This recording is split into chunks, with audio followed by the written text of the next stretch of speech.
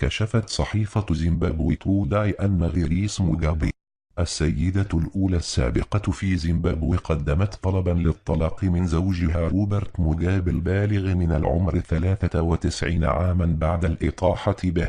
وأكدت مصادر مقربة من عائلة موغابي أنها قدمت طلبا للطلاق، مشيرين إلى أن غيريس المولودة في جنوب أفريقيا أعربت عن قلقها إزاء وضعها الجديد كسيدة سابقة في زيمبابوي، مدعية أنه حان الوقت لتتمتع فيه ببعض الحياة السلمية.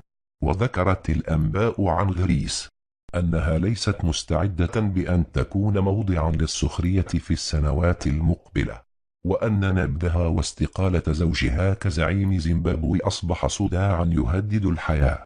وقال مصدر عائلي للصحيفة: غيريس مستاءة جدا منذ أن سلم موغابي السلطة لنائبه، إذ أرادت لعب دور السيدة الأولى، لا أن تكون امرأة تعمل كمرؤوسة، كما أنها ليست على استعداد لمغادرة نمط حياتها الفاخرة للعيش في منزل عادي.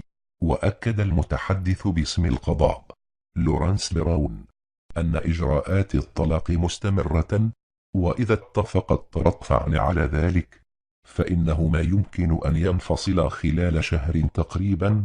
وتزوجت غريس وروبرت موغابي منذ 21 عاما، وشغلت منصب الكاتبة الخاصة للرئيس، وعرفت بشغفها وحبها للماركات العالمية والبذخ.